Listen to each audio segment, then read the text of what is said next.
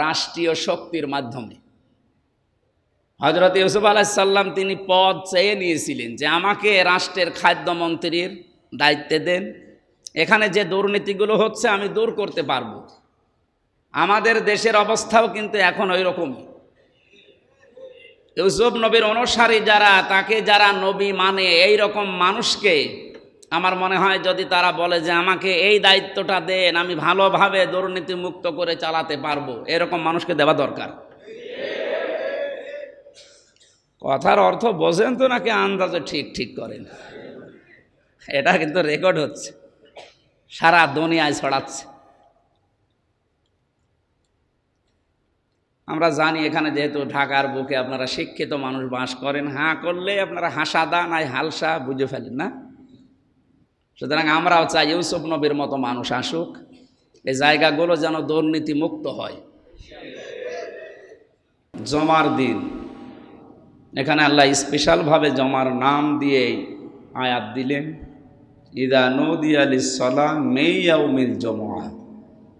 যদিও মুফাসসির নেকরাম এই আয়াতে প্রত্যেক ফরজ নামাজের ওয়াক্তকে ইন্ডিকেট করেছেন, বিশেষভাবে আল্লাহ যেহেতু জমার নামাজের কথা ঘোষণা দিয়েছেন, সেজন্য আমরা জমার নামাজের উদ্দেশ্যে এই আয়াতটা নাজিল হয়েছে বলে আমরা ধরে নিচ্ছি।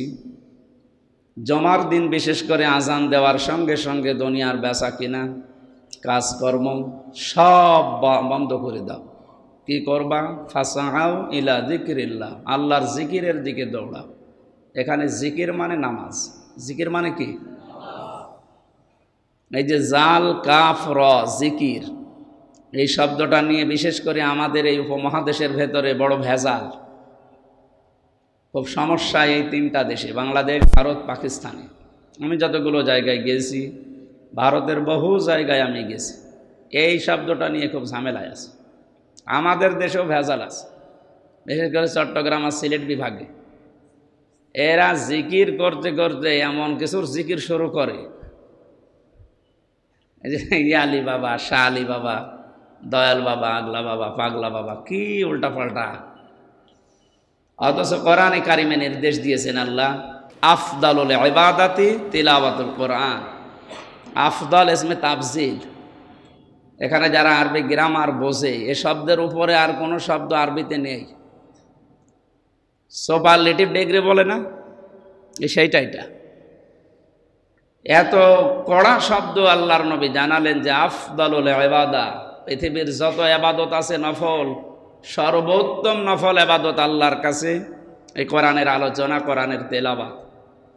এই জন্য আমরা যেহেতু কোরআন দিয়ে আলোচনা করছি, আপনি বসেন, ওই নফল নামাজের চাইতে আপনি এখন মনোযোগ দিয়ে কোরআন শুনলে বেশি সওয়াব পাবেন।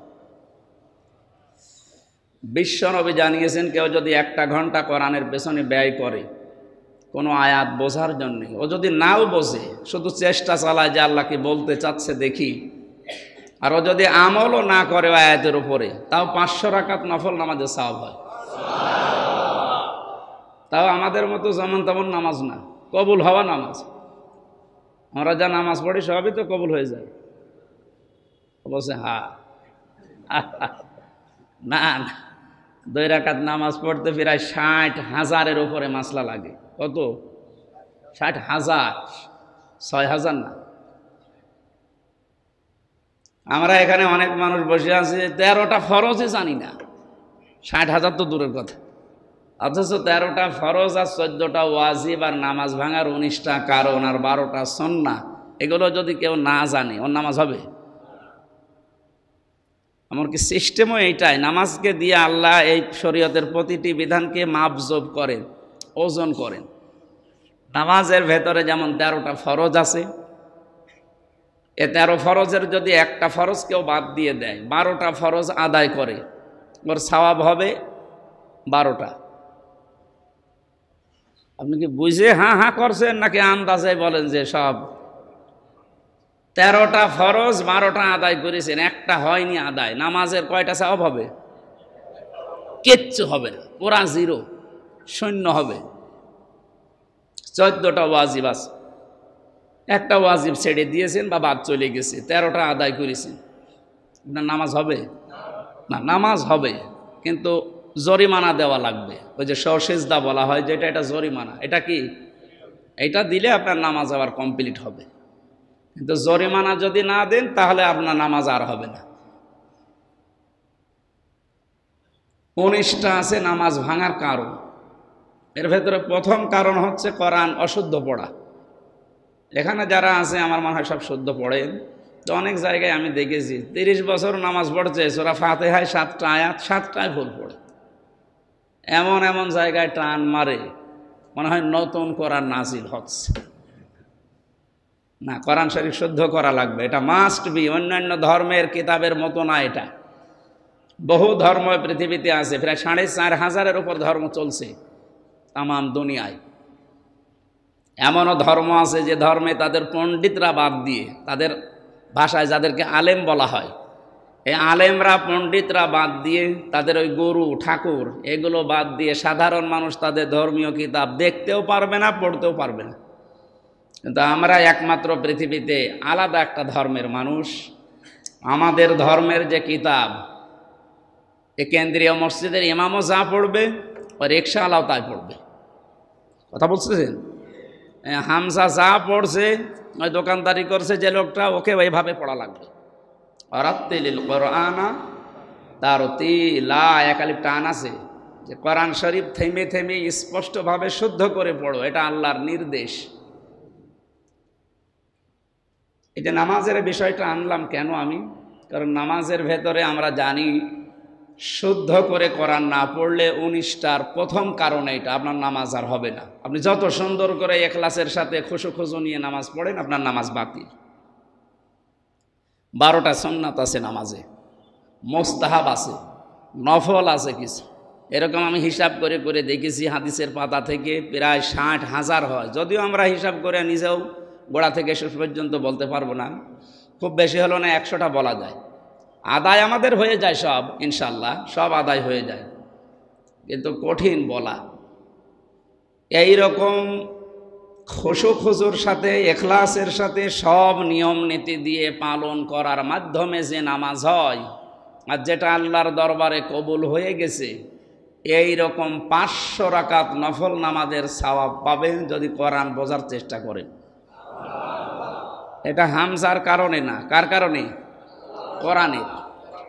কোরআন যেহেতু আল্লাহর মুখের বাণী, এটা সরাসরি আমার মুখ দিয়ে আমি যে কথা বলি, এ কথা আমার কাছে দামি না? কথা বলছে না কেন? আমি মুখ দিয়ে যে কথা বলি, এ কথা আমার কাছে দামি কথা না? আমার মনে হয় এর চাইতে দামি কথা দুনিয়া আর কেউ বলে না, মানে আমার নিজেরটা। তাহলে আল্লাহর কথা যেটা বের হবে, ওর চাইতে উত্তম কথা পৃথিবীতে আর থাকার কথা? এই জন্যে কোরআনে আছে আমান আসদাকু মিনাল্লাহি কিলা, আমি আল্লাহর চাইতে সত্য কথা কেউ বলে না। উনি নিজে সার্টিফিকেট দিচ্ছেন। এই কারণে কোরআনের জন্য এত মর্যাদা, এত দাম। আজকেই বলে দিলাম, যেহেতু নামাজ আরম্ভ করবেন যখন দেখবেন কোরআনের আলোচনা আরম্ভ হচ্ছে, বন্ধ করে দেবেন। নফল নামাজ পড়ার দরকার নেই, শুধু ফরজ আর ওয়াজিব নামাজ ওঠে, ওটা আলাদা বিষয়। এমনকি ফরজ নামাজ যদি আরম্ভ হয়ে যায়, বাইরে থেকে এসে যদি দেখেন যে এখন সুন্নত পড়বো, আপনার সুন্নত পড়ার দরকার নেই। সুন্নত বাদ দিয়ে আগে ফরজ নামাজে শামিল হন। কারণ সারা জীবনের সুন্নত নফল এক জায়গায় করলেও 1 রাকাত ফরজ নামাজের সমান হবে না। আলহামদুলিল্লাহ। হোক ফরজের সুন্নত হোক আর যে যদি ফরজের সুন্নতের দাম বেশি, অনেক বেশি, কিন্তু আপনি যদি ফরজের সুন্নত পড়তে যে ফরজ নামাজের রাকাত শেষ করেন, তাহলে আপনার আবার জামাত তরক করার তো গোনা হয়ে যাবে। এই জন্য যদি দেখেন যে হ্যাঁ আমি সুন্নত পড়ে অন্তত নামাজ পাবো, তাহলে শেষ করেন। কিন্তু যদি দেখেন না সময় আমার হবে না, আমার এখন ইমাম সাহেব যদি সেজদায় চলে যায়, শেষে আমার 1 রাকাত নামাজই বাতিল হয়ে যাবে, দরকার নেই। সুন্নত দরকার হয় ফরজের পরে, যখন সূর্য ওঠে তারপরে পড়ে নেবেন। অথবা খুব জরুরি কাজ থাকলে ফরজ নামাজ শেষ, তাড়াতাড়ি সুন্নত শেষ করে আপনি কাজে বেরিয়ে পড়েন। কথা বোঝা গেছে? আলহামদুলিল্লাহ। আমরা আলোচনায় ছিলাম জমার দিন আজান হওয়ার সঙ্গে সঙ্গে সব কাজকর্ম, বেচা কিনা, দুনিয়ার যত কিছু আছে সব বাদ দাও, মসজিদের দিকে, নামাজের দিকে, জিকিরের দিকে দৌড়াও। এই জিকির নিয়ে যে ভেজালটা আমি কয়েক মিনিটে একটু সমাধান করার চেষ্টা চালাচ্ছি। যেহেতু বাংলাদেশে এগুলো এখন শুরু হয়েছে অনেক বেশি, এই 15-17 বছরে যা গেল, কোরআনে কারিম জানাচ্ছে ওয়ালিল্লাহিল আসমাউল হুসনা ফাদউহু বিহা ওয়াযারুল্লাযীনা ইউলহিদুনা ফি আসমাই। সূরা আরাফের ভেতরে আছে 181 নম্বর আয়াতের প্রথম অংশে আছে আল্লাহ বলেন, আমার সুন্দর সুন্দর বহু নাম আছে, যে নামে পারো আমাকে ডাকো, কিন্তু সাবধান, আমার নাম যারা এলহাদ করে, পরিবর্ধন উল্টাপাল্টা করে ডাকে, তাদের সাথে আমাকে ডাকবা না। এই যে যারা নাম পরিবর্তন করে ডাকে, এদের সাথে আমাকে ডাকবা না, এ নির্দেশ কার?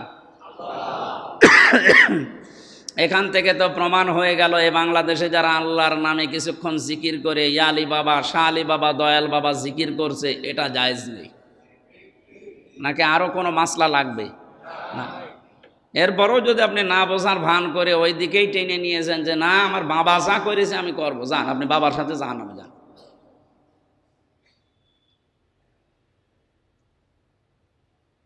তাহলে জিকিরের যত অর্থ আছে পুরা কোরআন শরীফে, আমি তো পুরা কোরআনের ওপরে আমার অনার্স মাস্টার্স করা কোরআন নিয়ে, আর আমার ফেকা নিয়ে কামেল পাশ করা ছিল, মাসলা মাসাইল নিয়ে। যারা উল্টাপাল্টা ফতোয়া দেন যে এই জায়গায় অমুক ভুল হচ্ছে, তা আপনার চাইতে তো বিষয়ে আমার অভিজ্ঞতা বেশি আছে। কোরআনে পুরাটা শেষ করে আমি জিকিরের অর্থ, আমি বিশ্ববিদ্যালয় পর্যন্ত এই বিষয়ের উপরেই ছিল আমার 1 থেকে মাস্টার্স পর্যন্ত সব কোরআন কেন্দ্রিক। আমার এই 33 বছর বয়সের ভেতরে মনে হয় 22-23 বছর চলছে শুধু কোরআনের উপরে। কোরআনে আল্লাহ জিকিরের প্রধান অর্থ দিয়েছেন 5টা, এমনি প্রতিটি শব্দের অর্থ হয় 99টা করে। কয়টা করে? আমরা হয়তো সব মুখস্থ রাখতে পারি না, কিন্তু অর্থ আছে এরকম। বন্ধুর আরবি আপনি কয়টা বলতে পারবেন? যত বড় আলেম হোক, এদেশে বাংলাদেশে সৈয়দ কামাল উদ্দিন জাফরি হাফিজাহুল্লাহ নাম শুনেছেন? মানে আমাদের দৃষ্টিতে আলেম যারা এ দেশে, আলেমদের দৃষ্টিতে উনি একজন আলেম, সাধারণ মানুষ না। আলেমরা ওনাকে আলেম মনে করে। আমি মদিনা বিশ্ববিদ্যালয়ে লাইব্রেরিতে গিয়ে কিতাব খুঁজছিলাম, যে কিছু কিতাব পড়ে দেখি তো। ওখানে যে লাইব্রেরিয়ান আছে আমার ডাক দিয়ে বলছে, ইয়া হাজি হল হজ্জাতাই না বিলাদুকা, হাজি দেশ কোথায়? যেহেতু বেন বাংলাদেশ। আচ্ছা, বাংলাদেশে আপনি একটা আলেমের রেফারেন্স দেন, কোনো আলেম আছে ওই দেশে, এরকম একটা আলেমের নাম বলেন, তাহলে আপনাকে আমি কিতাব দেব। কার নাম বলি? উনি নিজেই আমারে শিখিয়ে দিচ্ছে, সৈয়দ কামাল উদ্দিন জাফরি হাফিজাহুল্লাহ নাম শুনেছেন? নাম শুনেন মানে আমাদের ওস্তাদ। তাহলে আপনাকে আমি কিতাব দিচ্ছি। বাংলাদেশে আলেম আর নেই। মদিনা বিশ্ববিদ্যালয়ের লাইব্রেরিয়ান যিনি, তিনি এই দেশে যদি আলেম 10 জন থাকে, তার ভেতরে উনি একজনকে আলেম মনে করে, সৈয়দ কামাল উদ্দিন জাফরি হাফিজাহুল্লাহ। কত বড় মাপের আলেম আর কত জ্ঞান তার, আপনি নিজে পরিমাপ করতে পারবেন না।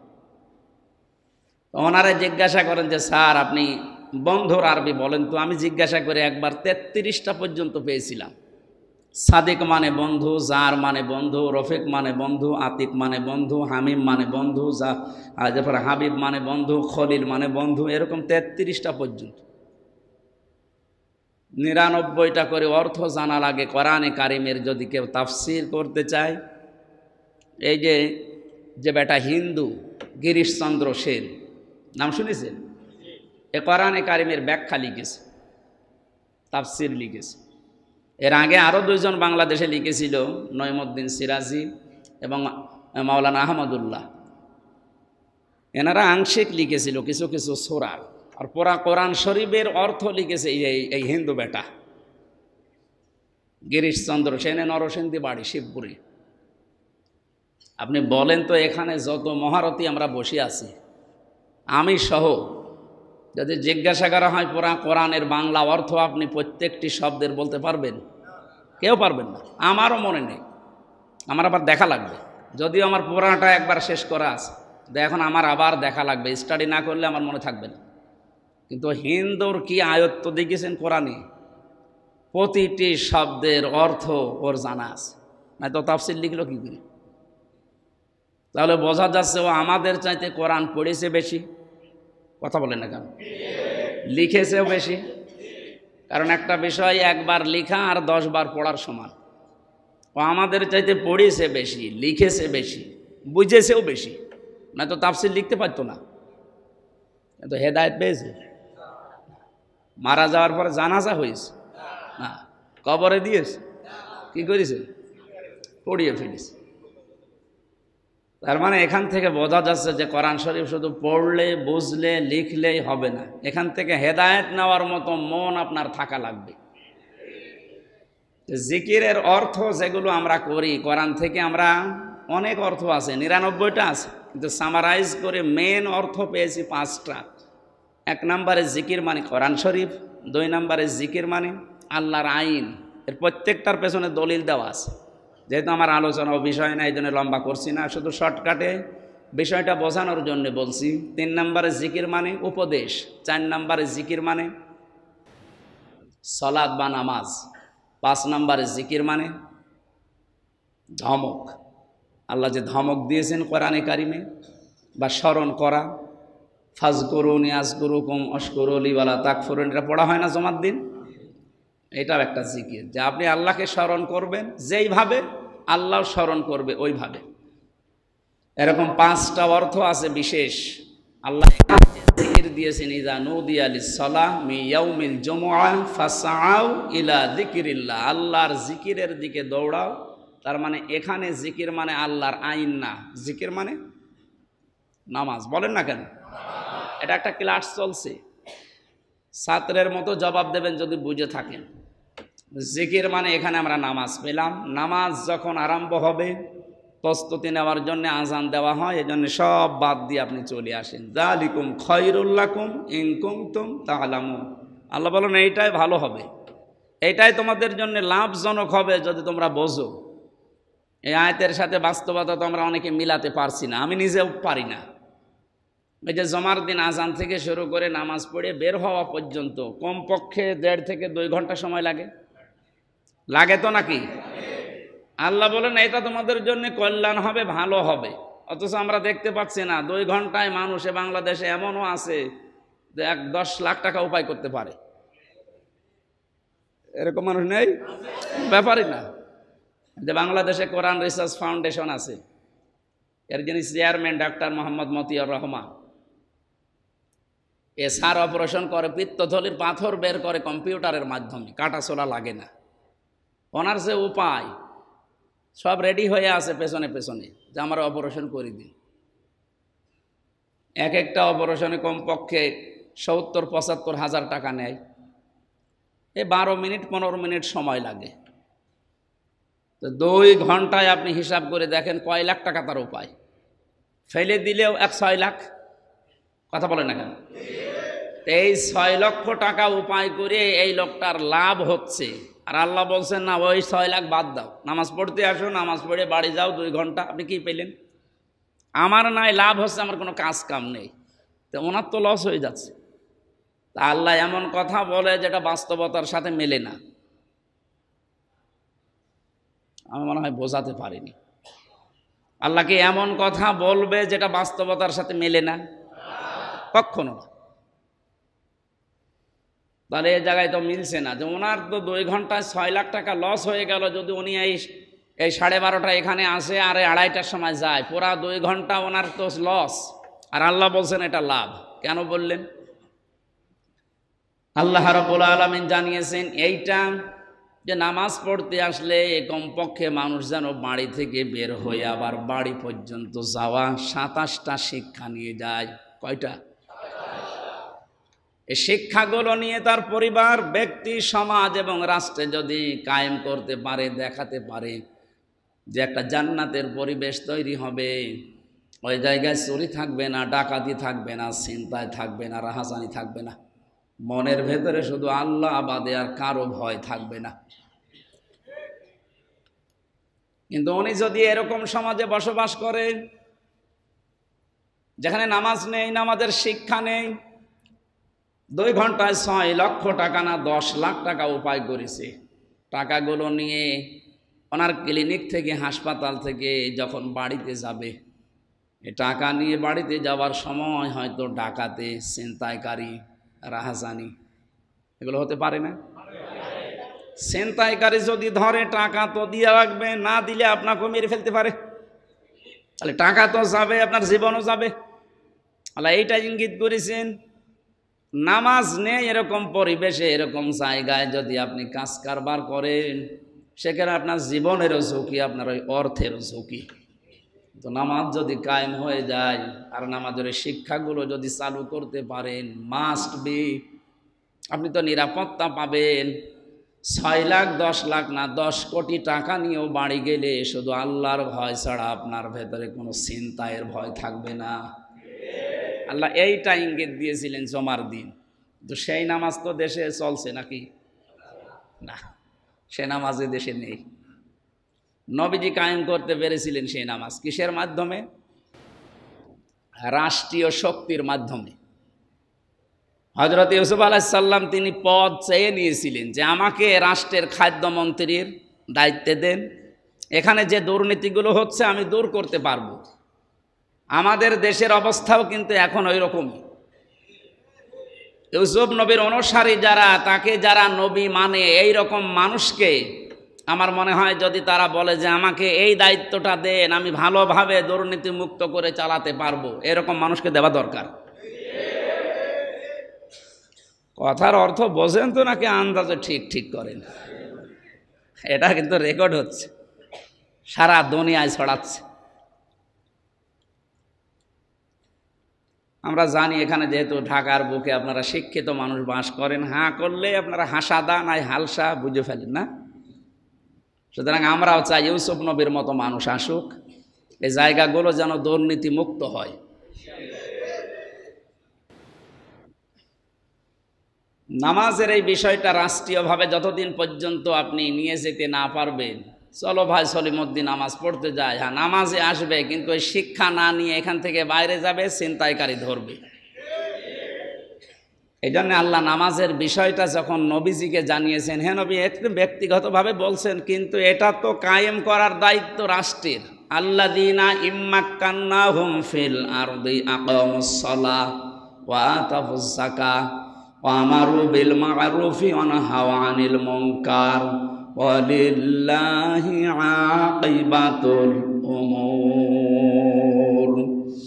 সূরা হজের 41 নম্বর আয়াতে আল্লাহ জানিয়েছেন, এ পৃথিবীতে যদি আমি আমার মুমিন বান্দাদেরকে চেয়ার দান করি ক্ষমতার, এরা ক্ষমতার চেয়ার পেয়েই কমপক্ষে 4টা কাজ জারি করবে রাষ্ট্রীয়ভাবে।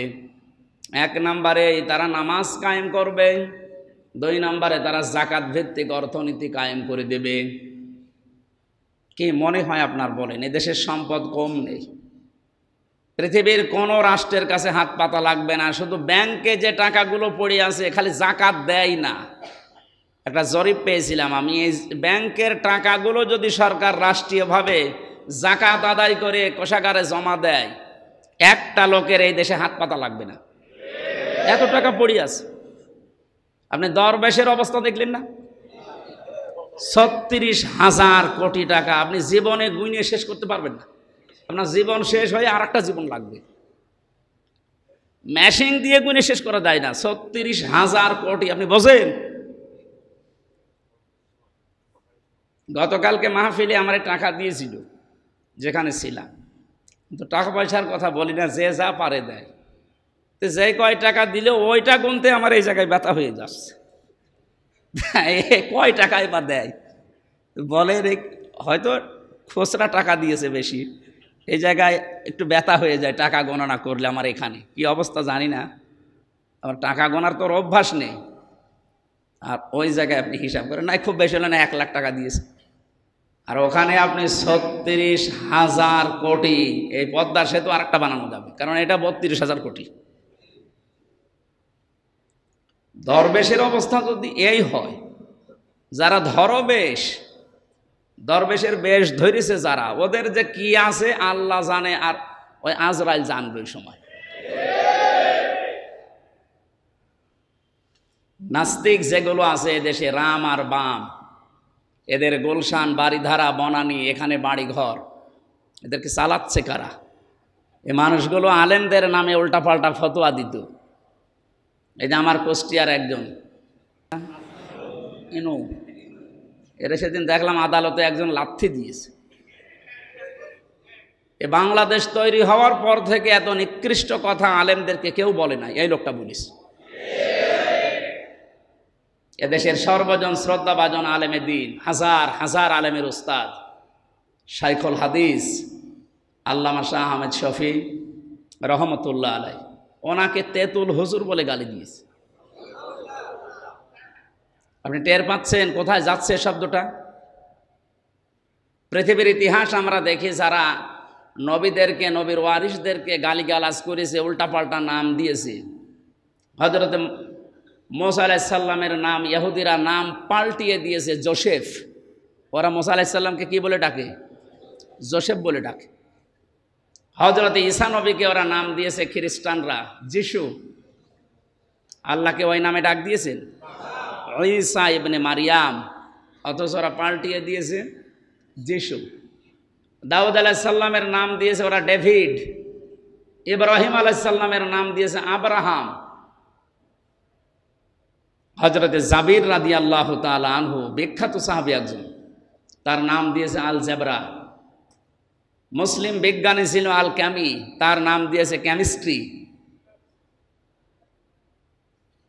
এদেশে ইসলামী চিন্তাবিদ যারা, তাদের নামও অনেকে পাল্টিয়ে দিয়েছে। দেলাওয়ার হোসেন সাইদির নাম দিয়েছে দেল্লু শিকদার। কে বলেছে আপনাকে? আমি তার সব জায়গাগুলো ঘুরে ঘুরে দেখেছি। আপনি জানতো ওখানকার হিন্দু পর্যন্ত বলবে ওনার সার্টিফিকেটে নাম দেলাওয়ার হোসাইন, যেহেতু সাইদ খালি বাড়ি, এই জন্য সাইদি লেখে। আব্দুল কাদের মোল্লা, কি সুন্দর একটা নাম, আল্লাহর নামের সাথে মিল যা, তার নাম পুরা পাল্টিয়ে দিয়েছে কসাই কাদির। নাউজুবিল্লাহ মিন যালিক। আমার নামও পাল্টিয়ে দিয়েছে, আমার নাম পাল্টিয়ে দিয়েছে পিসকে হুজুর। আমাকে পিসকে, এত বড় মানুষ আমি, আর আমার নাম দিয়ে পিসকে হুজুর। বিভিন্ন জেলায় যখন যেতাম, বলে না পিসকে হুজুর আসলে হবে না, অন্য হুজুর নিয়ে আস। অন্য হুজুর এসে আপনার বাবার কথা বলবে।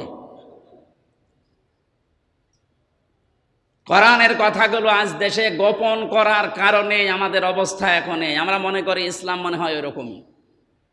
একটা দেশ কত বড় দুর্নীতিগ্রস্ত হলে জাতীয় মসজিদের খতিব পর্যন্ত পালিয়ে যায়।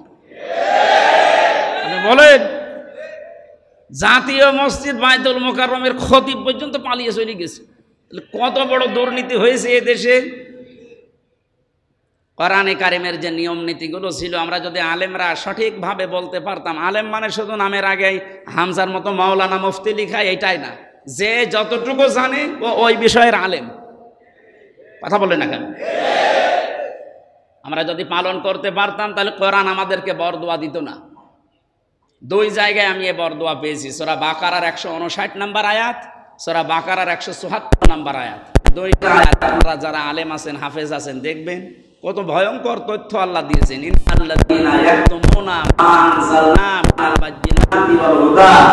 আমি দয়া করে লম্বা করে বলতে পারছি না সময়ের জন্য, আমি যেটা বোঝানোর জন্য পর্যন্ত এসেছি। নামাজ কায়েম করার দায়িত্ব ছিল রাষ্ট্রের, যাকাত কায়েম করার দায়িত্ব ছিল রাষ্ট্রের। এগুলো রাষ্ট্র যতদিন পর্যন্ত হাতে তুলে না নেবে, ব্যক্তিগতভাবে যেহেতু আমরা কিছু কিছু মানে যাদের আল্লাহর ভয় আছে, আমরা পালন করে পার পেয়ে যাচ্ছি, কিন্তু এটা সামগ্রিকভাবে দরকার। জাকাত ভিত্তিক অর্থনীতি কায়েম হলে এ দেশে এমন অবস্থা হবে, আপনি যত খুশি মাইকিং করবেন, জাকাতের জন্য একটা লোক খুঁজে পাবেন না। দেশে সম্পদ আছে, সম্পদের সুষ্ঠু বন্টন দরকার। 3 নম্বরে ভালো ভালো কাজের আদেশ করা, এটা রাষ্ট্রীয়ভাবে সবগুলো জারি করা দরকার, যে এটা ভালো কাজ, এটা করা লাগবে। অন্যায় কাজ দেখলে ওইগুলো রাষ্ট্রীয়ভাবে আইন পাশ করে বন্ধ করা লাগবে। একটা দেশকে দাঁড় করাতে হলে, একটা দেশে শান্তি স্বস্তি নিরাপত্তা ফিরিয়ে আনতে হলে এই 4টা কাজের বিকল্প নেই। এই ফতোয়া তো আমি বানালাম, এটা কার আইন বলেন তো? আল্লাহর আইন। যারা আছেন দায়িত্বে, এগুলো একটু চালু করে দিন। আমরা যিনি এখন দায়িত্বে আছেন, অধ্যাপক ডক্টর মোহাম্মদ ইউনুস, ওনাকে আহ্বান জানাবো, যারা দায়িত্বে আছেন আপনারা এই 4টা কাজ জারি করেন। এদেশের মানুষ দায়িত্ব পালন করছে মেনভাবে 1628 জন। কত? সারা বাংলাদেশে 1628 জন আছে মেন দায়িত্বে। এই মানুষগুলো যদি হযরত ওমরের মতো হয়, এই দেশকে ডিজিটাল না, স্মার্ট না, একটা জান্নাত বানাতে পারবেন। আমি তো বাস্তব কথা বলছি, কারণ আমি এগুলো দেখেছি। আপনি হিসাব করে করে দেখবেন, আমারও হিসাব টানা এখন দরকার নেই। প্রত্যেকটা জেলার ডিসি, এসপি, টিওনো, ওসি, এমপি, মন্ত্রী এবং উপজেলা চেয়ারম্যান, এগুলো হিসাব করে করে আমি মিল করেছি 1628 জন হয়। আর আমি যতটুকু বাস্তবতা বুঝি, এগুলো যদি সব আল্লাহর আইনের আওতায় নিয়ে আসা হয়, আর এই 4টা কাজ যে জারি করার কথা কোরআন দিয়ে, আমরা একটা মিনি জান্নাত দেখে মরতে পারবো ইনশাআল্লাহ। তাহলে জমার দিনে যারা আসলাম আমরা আজানের সাথে সাথে, এটা একটা নিয়ামত। এটা কি? গত সপ্তাহে প্রথমে শুরুই করেছিলাম যে নিয়ামতের শুকরিয়া আদায় করলে আল্লাহ নিয়ামত বাড়িয়ে দেয়। নিয়ামতের শুকরিয়া আদায়ের মাধ্যম কয়টা? আপনারা এক সপ্তাহে যদি ভুলে যান, আমি তো জেলে 3 বছর ছিলাম, আমার তো সব ভুলে যাওয়ার কথা না। এভাবে তো ক্লাস করলে আপনি তো ফেল করবেন। এক ছাত্র এসে হেড স্যারের কাছে বলছে, স্যার হয় ছুটি দেন, না আমি গেলাম। গেলাম মানে? হ্যাঁ, আপনি হয় ছুটি দেন, না আমি চলে গেলাম। হেড স্যার দেখছে বই খাতা ব্যাগ যেভাবে নিয়ে দাঁড়িয়েছে, ও ছুটি দিলেও যাবে, ও না দিলেও যাবে। যাই, তোর রোল নাম্বার কত? বলছে স্যার 82। 82 মানে? ক্লাসে ছেলে মেয়ে কয়টা? 82টা। ছেলে মেয়ে 82টা, ওর রোল নাম্বার 82। ও খুব ভালো ছাত্র।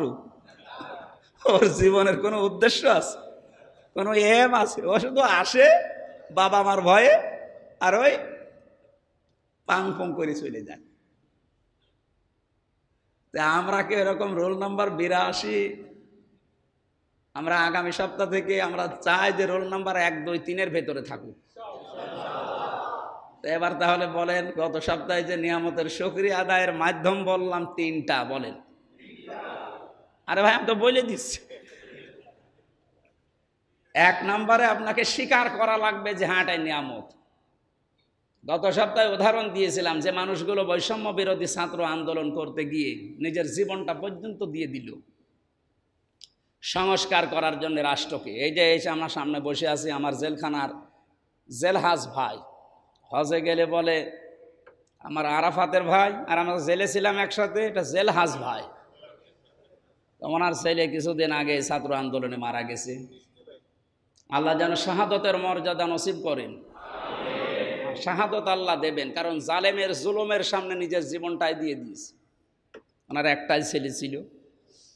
যে অবস্থায় ছিলাম আমরা, মসজিদ থেকে শুরু করে একেবারে সব জায়গাগুলো যেভাবে কন্ট্রোল ছিল, কোরআনের কথাগুলো আয়াত পড়তাম ঠিক, কিন্তু বাইপাস করে বলা লাগতো। সেই অবস্থা থেকে আল্লাহ আমাদেরকে অন্তত একটা মুক্তি দিয়েছেন, যাদের মাধ্যমে ওদের শুকরিয়া আদায় করা দরকার না? দ্বিতীয় নম্বর বলেছিলাম যে আপনার মনের ভেতর একটা আলাদা শান্তি আসবে, যেহেতু আমরা এখন স্বাধীন, যারা মুক্তভাবে কথা বলতে পারি, নিজের মুক্ত জীবনে চলাফেরা করতে পারছি, তারা একটা আলাদা শান্তি পাচ্ছে। এ শান্তি আল্লাহ সবাইকে দিয়েছে? এই কালা মানিককে দিয়েছে? ও তো কলার পাতায়, ওর শান্তি কিসের? ওর বিষ উড়িয়ে গেছে। আরো বাকিগুলোর নাম নাই বললাম। ওরা কি শান্তি পেয়েছে? ডিবি হারুন শান্তি পেয়েছে? এখন ডিবি হারুন আর নেই, ও হয়ে গেছে 3 ইঞ্চি। ওর নাম এখন হারুন আঙ্কেল। আরো কত নাম আসতেছে।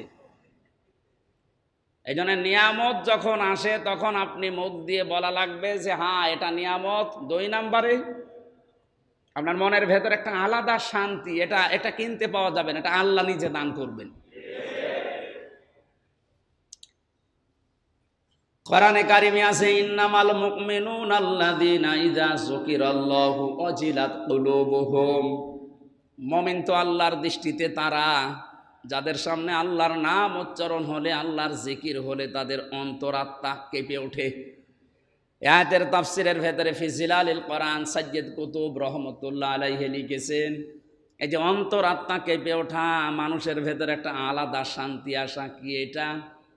প্রতিটি মানুষের বাম স্তনের 2 আঙ্গুল নিচে একটা গোস্তের টুকরা আছে। যদি কোনো মানুষ শান্তি পায় দেখবেন ওইটা আস্তে আস্তে কাঁপ ধরে, ওটা নিচে নিচে ওঠে। দ্বিতীয় নম্বর, আপনার শরীরের পশমগুলো সব খাড়া হয়ে যায়। আগস্টের 5 তারিখ থেকে আজকে 6 তারিখ, এই যে 1 মাস 1 দিন হয়ে গেল। এই একটা মাসে আমি যেভাবে শান্তি পেয়েছি, জীবনে আমার যদি আর কিচ্ছু পাওয়ার না থাকে, আমি আর কিছু চাইও না। অন্তত আলেমদের বিরুদ্ধে যারা ছিল, আল্লাহ তাদেরকে একেবারে হাত ধরে ধরে দেখিয়েছে। এই কালা মানিক তার ভেতরে 1 নাম্বার। দেখেছি আল্লাহ এত অপমান করবে আমি কোনোদিন ভাবি নাই, কিন্তু এখন দেখতে পাচ্ছি যে এত নিচে নামিয়ে আছি আল্লাহ তারই। একজন বিচারপতি সুপ্রিম কোর্টের, চিন্তা করতে পারে, তারে মানুষ ডিম মারছে, পানি মারছে, ময়লা পানি থুতু দিচ্ছে, সুযোগ পেলে লাঠিও দিত।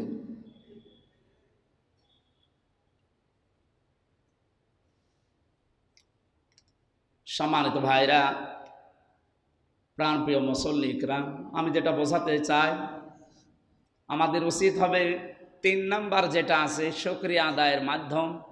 আল্লাহ যে উদ্দেশ্যে আমাদেরকে স্বাধীনতা দিলেন, এই স্বাধীনতা পূর্ণতা পাবে আল্লাহর আইনের মাধ্যমে। এটা যতদিন পর্যন্ত বাংলাদেশের সংসদে কোরআনে কারিমের এই 500 আয়াত, শরীয়তের বিধান, যেটা আল্লাহর নির্দেশ, এগুলো যখন আমরা দেখতে পাবো, তখন এই নিয়ামতের শুকরিয়া আদায় 100 ভাগ হবে। 1 নম্বরে মুখ দিয়ে বলা যেটা নিয়ামত, 2 নম্বরে অন্তরে একটা শান্তি আসবে আলাদা, যেটা আমরা অনেকে পেয়েছি। 3 নম্বরে এই নিয়ামতের শুকরিয়া আদায় করার জন্য যতগুলো নিয়ম নীতি আল্লাহ দিয়েছেন, এটা আমাদের রাষ্ট্রের সর্বোচ্চ জায়গায় আমরা কায়েম করে দেখাতে চাই। এটা যদি আপনি জিহাদ মনে করেন, এইটাই জিহাদ। এটা যদি ইবাদত মনে করেন, এইটাই ইবাদত। এটা যদি সুন্নত মনে করেন, এইটাই সুন্নত। কথা বুঝতেছে? আল্লাহ আমাদের তৌফিক দিন।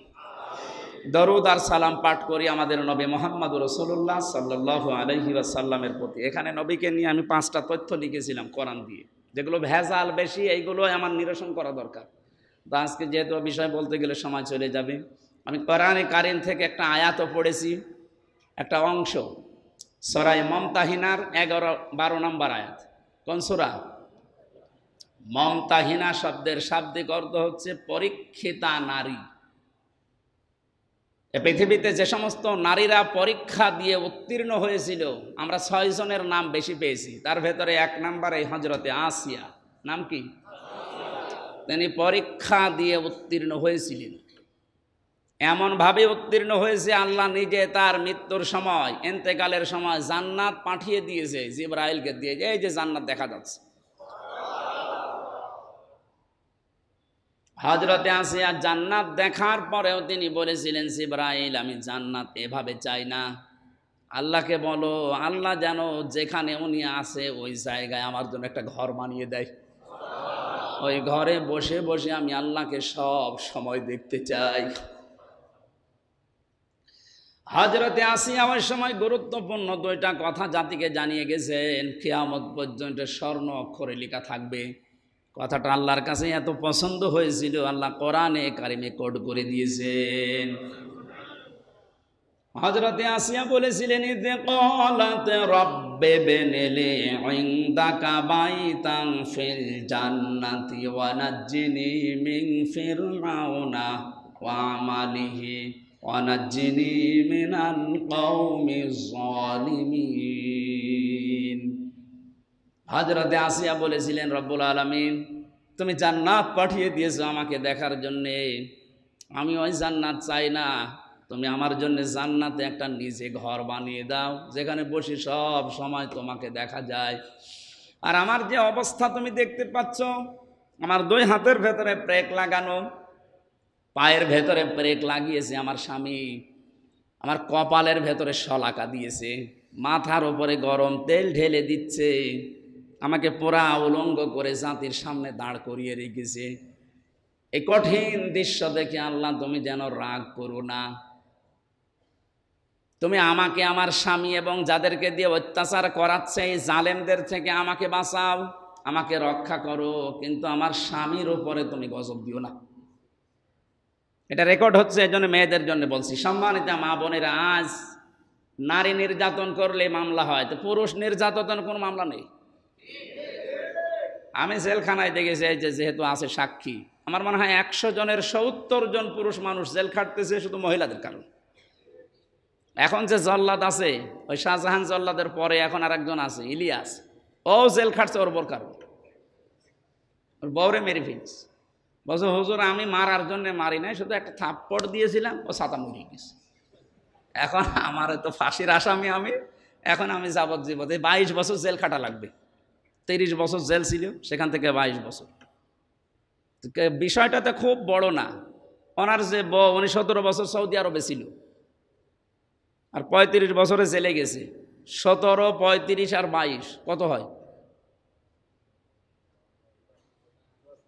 হ্যাঁ, 74 বছর পরে একটা মানুষের কি থাকে, ও কি করবে বাইরে এসে? অথচ ওর জীবনটা নষ্ট করে দিল ছোট্ট একটা বিষয়।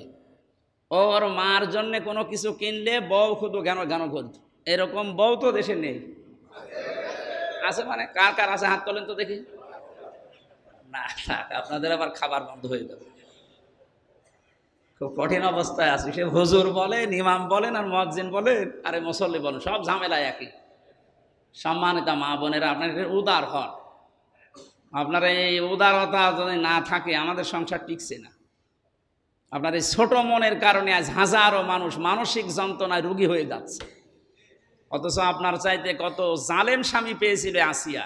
তিনি বলেছিলেন, মাবুদ তুমি আমার এই স্বামীর অত্যাচার দেখে আমার স্বামীর ওপরে আবার গজব দিও না, তুমি আমার স্বামীর ওপরে রাগ করো না, তুমি আমাকে বাঁচাও। অনাজ্জিনি মিন আমালিহি ওয়ানাজ্জিনি মিনাল কওমিজ জালিমিন। একালিপ করে টান আছে, নাজ্জিনি, আমাকে তুমি বাঁচাও এই জালেমদের থেকে, কারণ যা করছে এটা আমার নিজের চোখেই দেখা সম্ভব না। সম্মানিত মা বোনেরা, যেহেতু আপনারা শুনছেন, এটা রেকর্ড হচ্ছে, আপনাদের উদ্দেশ্যে বলছি, এত বড় ভয়ঙ্কর স্বামী পাওয়ার পরেও যদি অত্যাচারের সর্বোচ্চ পর্যায়েও তিনি বরদোয়া না দেন, আর আপনি একটা সাবান কম হলে উল্টাপাল্টা কথা বলেন, আপনি মানুষ। খালি নামাজ পড়ে রোজা রেখে আর কালো বোরকা পরে জান্নাত যাওয়া যাবে না। স্বামীর মন জয় করা লাগবে জায়েজ পন্থায়। পুরুষ মানুষগুলো যদি পরিবারে এসে বাইরের কর্মজীবন শেষ করে এই শান্তিটা পেতাম, আমাদের কর্ম স্পৃহা আরো বেড়ে যেত। বাইরে তো এমনিই থাকে এক জাহান্নামে, আর ভেতরে আসলে শুধু জ্ঞান জ্ঞানানি। আল্লাহ এদেরকে হযরতে আসিয়ার মতো যেন পুরস্কার এবং চরিত্র দান করেন। যে সমস্ত মানুষগুলোর জীবনী নিয়ে এই যে 6 জন কথা বললাম, এদেরকে পুরা জীবনী নিয়ে আমি বই লিখেছি, এবং এই জেলখানায় থাকাকালীন আমি টুকে টুকে রাখতাম।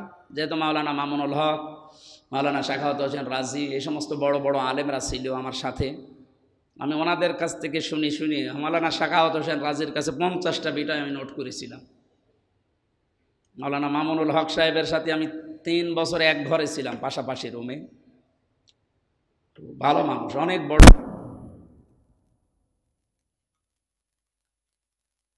বসে বসে পারিবারিক জীবন নিয়ে যে কোন জাহান্নামে আছে। 100 জনের 70 জন যদি এই কারণে জেল খাটে, বলেন তো। শেষ পর্যন্ত টুকে বাইরে এসে আমি দাম্পত্য জীবনের কলহ কিভাবে দূর করা লাগে কোরআনের সাথে, হাদিসের সাথে আর বাস্তবতার সাথে মিলিয়ে লিখেছি। আমার মনে হয় নিচে আমার গাড়ি আছে, আপনারা যাওয়ার সময় নিয়ে যাবেন। যে বউকে পড়াবেন, মেয়েকে পড়াবেন, পরিবারে শান্তি আসবে আশা করছি।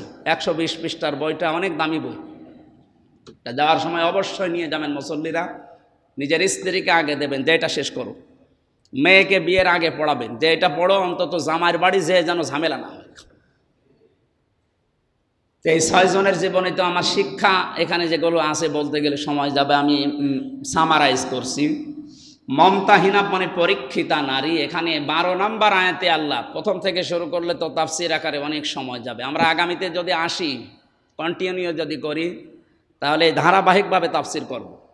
পুরা কোরআনটাও আমাদের জানা হয়ে যাবে। আমি আকিজ গ্রুপে যেখানে ছিলাম, আমাদ্দিন হাসপাতালে মগবাজার, আমি ধারাবাহিক শুরু করেছিলাম। সূরা ফাতিহা থেকে শুরু করে প্রতিদিন সপ্তাহে 4 আয়াত, 5 আয়াত, 7 আয়াত, 10 আয়াত করতে করতে পুরা কোরআনটা দেখা যাচ্ছে 2-3 বছরে শেষ হয়ে গেল। তাহলে মুসল্লিদের ভেতরেও একটা উদ্দীপনা, উৎসাহ বাড়বে, কোরআনে কারিম সহজ হয়ে যাবে আমাদের জন্য। ওয়ালাকাদ ইয়াসসারনাল কোরআনা লিযিকরি ফাহাল মিন মুদ্দাকির। হে নবী, কোরআন আমি সহজ করে দিয়েছি। এটা কঠিন মনে হয় আপনার কাছে কোন কারণে? এটা সহজ করে দিয়েছি, এখান থেকে মানুষকে শিক্ষা নেওয়ার জন্য উদ্বুদ্ধ করেন। আমরা ওই সিস্টেম সামনে যদি থাকি, আল্লাহ আমাদের কপালে রাখে, চালু করব। কোরআন কেন্দ্রিক হবে, সব হাদিস কেন্দ্রিক হবে ইনশাআল্লাহ। এখানে আল্লাহ 6টা গুণ দিয়েছেন। কয়টা? হে নবী, যে সমস্ত মমিনা নারীরা আপনার কাছে আসবে বায়াত নেওয়ার জন্য, তাদেরকে আপনি 6টা বিষয়ে বায়াত দেবেন। যে এই 6টা বিষয় করলে হবে না, এই 6টা বিষয় দুনিয়ায় যদি মেনে নিতে পারো, আমি নবী গ্যারান্টি দিচ্ছি আল্লাহ তোমাদের জন্য গফুর হবে আর রহিম হবে। সুবহানাল্লাহ বলতে পারেন? আল্লাহ যদি কারো জন্য গফুর হয়, তার জন্য জান্নাত আছে। আর উনি যদি কারো জন্য জাব্বার আর কাহার হয়, তার জন্য জাহান্নাম আছে। আল্লাহর যে বিচারের সিস্টেম, ধাপ আছে। আমাদের বাংলাদেশে বিচারের সিস্টেম 4টা ধাপে হয়। একটা সিএমএম কোর্টে হয় ঢাকায়, এরপরে যায় জজ কোর্টে, এরপরে যায় হাইকোর্টে, এরপরে সুপ্রিম কোর্টে। ওখানে আবার ভাগ ভাগ করা আছে। তা আমরা 4টা পেলাম। আল্লাহর বিচারের সিস্টেমে আছে কয়টা? 3টা। কয়টা? 1 নম্বরে আল্লাহ মানুষকে যখন কিয়ামতে বিচার করার জন্য ডাকবেন, একেবারে দল বেঁধে ডাকবেন না। কয়জন করে ডাকবে? একদম স্রেফ একা থাকবেন আপনি আল্লাহর সামনে দাঁড়িয়ে। অকুল্লুহুম আতিহি ইয়াউমাল কিয়ামাতি ফারদা। সূরা মরিয়ম 16 নম্বর পারার 10 নম্বর পৃষ্ঠার 15 নম্বর লাইনের শেষ নাম্বার রুকুর 95 নম্বর আয়াত। তাফসীরে তাবারিতে আছে। আমি বলছি আল্লাহ কিয়ামতে প্রতিটি মানুষ সামনে কিন্তু দাঁড় করাবেন স্রেফ একা। ও আমার মুসল্লিরা, আমি আপনাদেরকে খুব বেশি ভালোবাসি, জাহান্নাম থেকে বাঁচাতে চাই। বলেন তো আপনি নিজে এখন আল্লাহর সামনে স্রেফ একা দাঁড়িয়ে আছেন। যেভাবে জীবন বানিয়েছেন, পেছনের জীবনের দিকে একটু চোখ বোলান, নিজের মনকে প্রশ্ন করেন, যা করলেন আপনি কি জবাব দেওয়ার মতো জায়গায় আছেন? মাঝে মাঝে যখন একা থাকে, আমার মাঝে মাঝে মনে হয় এটা আল্লাহ তুমি যদি বলো হামজা 2024 সালের আগস্ট মাসের 31 তারিখ পর্যন্ত তোর আমি মাফ করে দিলাম, যা শুধু সেপ্টেম্বরের 1 থেকে 6 তারিখে 6টা দিনের হিসাব দিয়ে জান্নাতে চলে যা। আমার তো মনে হয় 6 দিনের হিসাব ঠিক করা আমার দ্বারা সম্ভব না। আপনারা পারবেন না? এই মুয়াজ্জিন পারবে। এটা যে কত বড় কঠিন বিষয় হিসাব। আল্লাহর নবী প্রতিদিন আল্লাহর কাছে 100 বার করে বলতেন, আল্লাহ তুমি আর যাই করো আমার হিসাবটা সহজ করে দাও।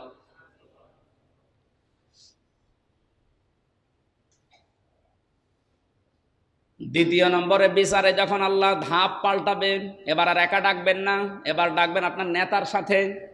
ইয়াউমা নাদউ কুল্লা উনাসিম বিইমামিহিম। আল্লাহ বলেন প্রথম আমার বিচারে কোনো অবিচার বলতে কোনো লেশ মাত্র নেই। আমার প্রশ্ন হচ্ছে, আল্লাহর বিচারে কোনো অবিচার? আরো জোরে বলেন। আল্লাহর বিচারে কোনো অবিচার নেই। আল্লাহর বিচারে যদি আল্লাহ ন্যায় বিচারও করে, কেউ বাঁচতে পারবে না, এমনকি জান্নাত পাওয়া অসম্ভব না। তাহলে 1 নম্বরে আল্লাহর বিচারে কোনো অবিচার নেই। ন্যায় বিচার করলে কেউ জান্নাত। আপনার কি মনে হচ্ছে না যে এটা সত্য কথা? ন্যায় বিচার করলে কেউ পার পাবেন। নবীজি পর্যন্ত জানিয়েছে যে আল্লাহ যদি মাফ করে না দেয়, আমিও জান্নাত পাবো না। 3 নম্বরে একটা পদ্ধতি আছে যে আল্লাহ যদি কাউকে মাফ করে দেয়, কোনো হিসাব নিকাশ না নিয়ে, সেই লোকটা জান্নাত পাবে। এখানে যে 6টা বিষয়ের আলোচনা আছে, এই 6টা বিষয় যদি সত্যি কেউ ইমানের সাথে পালন করতে পারে, আল্লাহ বলেন আমি তার জন্য গফুর, তার মানে মাফকারী হব, মাফ করে দেব। তাহলে 6টা বিষয় আমাদের অতি জরুরি জানা এবং বাস্তব জীবনে ইমানের সাথে মিলান। এবার আল্লাহর ঘোষণা শোনাচ্ছি। আল্লাহ পাক বলেন, ইয়া আইয়ুহান নাবিয়্যু ইযা জাআকাল মুমিনাতু ইউবাইয়ুনাকা আলা আল্লা ইউশরিকনা বিল্লাহি শাইআ।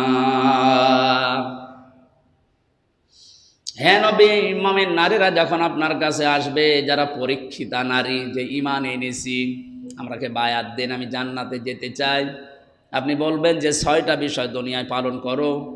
1 নম্বরে কোনোদিন আমার আল্লাহর সাথে শরীক করতে পারবা না। এই যে অর্থটা বললাম আপনি বুঝেছেন? শিরিক কি? শিন র কাফ। শিরিক শব্দের শাব্দিক অর্থ পার্টনারশিপ করা, অংশীদার স্থাপন করা। শিরিকের প্রকার পেয়েছি আমি তাফসিরে আর হাদিসে। শিরিক প্রধানত 4 প্রকার: শিরিক বিল জাত, শিরিক বিল সিফাত, শিরিক বিল ইখতিয়ার, শিরিক বিল হুকুক। এর এক একটা প্রকার আবার 4 প্রকার আছে। 4 4 16 প্রকার আছে। ওই 4 4 16 প্রকার আবার ভাগ ভাগ করলে, শ্রেণী বিন্যাস করলে হয় 72 প্রকার। এই 72 প্রকার ভাগ করলে হয় 120 প্রকার। ছোট্ট একটা শব্দের ভেতরে এতগুলো কথা তাফসিরে পয়েন্ট করা আছে। এখন যদি শুধু শিরিক বলতে যাই, কমপক্ষে 5 ঘন্টা সময় লাগবে শুধু শিরিকের উপরে। এত কথা আল্লাহ এই শব্দের ভেতরে লুকিয়ে রেখেছেন, এই জন্যই তাফসির করতে গেলে সময় লাগে। আল্লাহ পাক বলেন শিরিক বিল জাত মানুষকে আগে শেখাও, শিরিক বিল সিফাত, শিরিক বিল হুকুক, শিরিক বিল ইখতিয়ারা। এই 4টা বিষয় যদি মানুষ ক্লিয়ার হয় তাহলে তাদের বাস্তব জীবনে নিয়ে যাও। হে নবী, আমি আপনাকে ঘোষণা দিয়ে জানালাম শিরিক যদি একটা কারো ভেতরে থাকে তার জন্য আমার জান্নাত হারাম।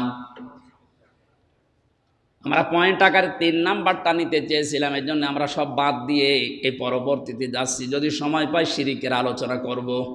2 নাম্বারে আপনি ওদেরকে বলেন ওয়ালা ইয়াসরিকনা, ওরা যেন চুরি না করে।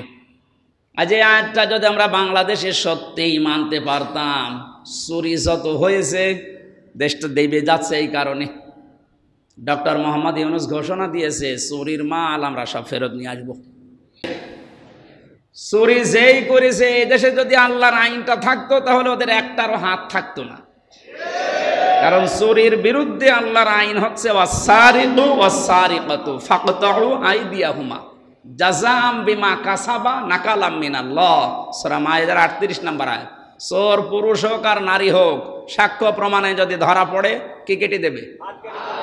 যে মানুষগুলোর আজ বেগম পাড়ায় বাড়ি, আমি এই যে সিঙ্গাপুর, এরপরে অস্ট্রেলিয়া, এরপরে মালয়েশিয়া, যে সমস্ত দেশগুলো ঘুরে আসলাম, ওখানে যে কত সম্পদ ওরা বানিয়েছে।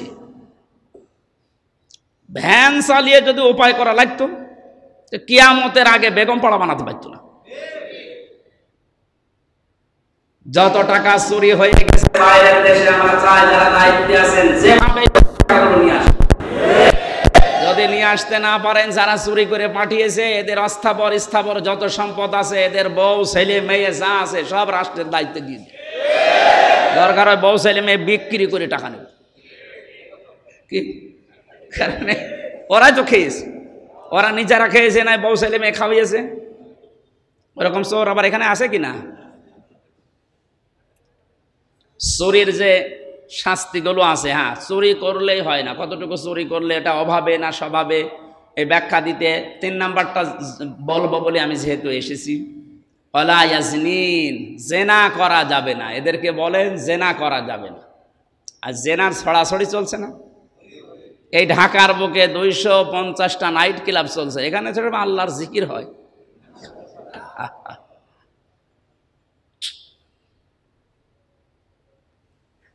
এই ঘড়ি ঠিক আছে? এটা কি বন্ধ নাকি?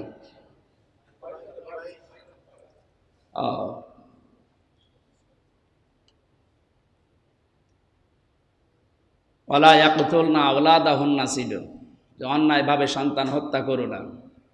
এরপরে এই যে বহতান, আন্দাজে একজনের ওপরে দোষ দিয়ে অপবাদ দিয়ে পার পেয়ে যাচ্ছেন, কখনো সম্ভব না। আমি 3 বছর জেল খেটে আসলাম বেকার একটা দোষ আমার ওপরে চাপিয়ে দিয়ে। পরশুদিন যেহেতু আদালত প্রমাণ দিয়েছে যারা কোনো দোষ আপনার নেই, বেকসুর খালাস দিয়ে দিয়েছে সব মামলা থেকে। সুতরাং আমি চাই শুধু আমারটা না, এরকম হাজার হাজার মানুষ, লাখের উপরে মানুষ জেল খাটতেছে এই দেশে, সবাই তো আর দোষী না।